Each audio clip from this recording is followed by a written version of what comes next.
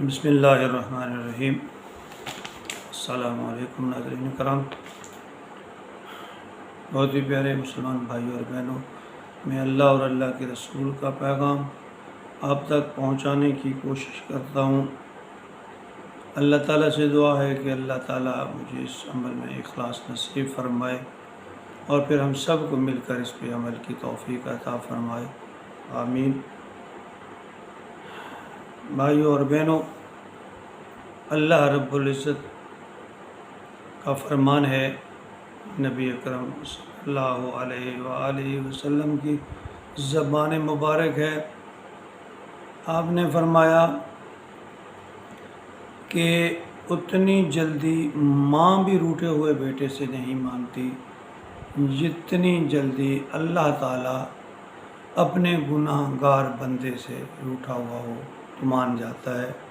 ماں کی مثال اس لیے دی جاتی ہے کہ ماں کا دل بہت نرم ہوتا ہے، اولاد جتنے بھی گستاخ ہو، نافرمان ہو، اگر ایک دفعہ ماں کے آگے جھک جائے، ہاتھ باندھ لے، معافی کی طلبگار ہو جائے، تو ماں کا دل اس قدر نرم ہوتا ہے کہ وہ ساری کمیاں، کوتاہیاں، غلطیاں بھلا کر بہت جلد اپنی اولاد سے راضی ہو جاتی ہے، یا یوں کہیے کہ ماں تو اس انتظار میں ہوتی ہے کہ کب میرا بیٹا، میری بیٹی اپنی غلطی پہ نادم ہو اور میرے سامنے آ کر اقرار کر لے اور میں اس سے راضی ہو جاؤں۔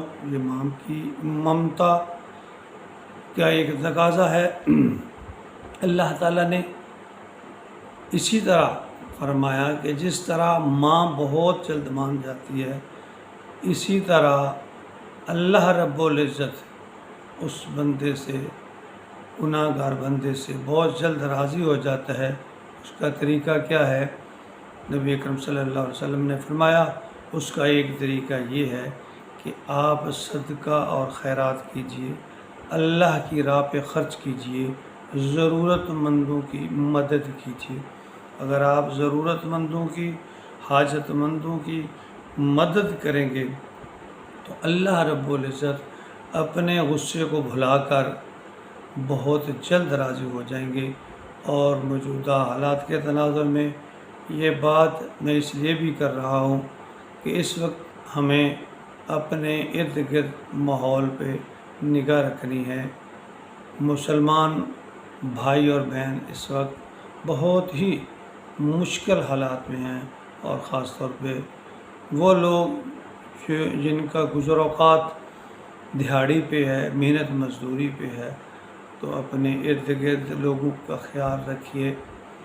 اب اگر اللہ نے آپ کو استطاعت دی ہے تو ان کا خیال رکھیے، کھانے پینے کا خیال رکھیے، ان کی مدد کیجیے۔ اگر آپ چاہتے ہیں کہ اللہ آپ سے راضی ہو جائے تو مخلوق خدا پہ خرچ کیجیے، اللہ تعالیٰ آپ پہ راضی ہوگا۔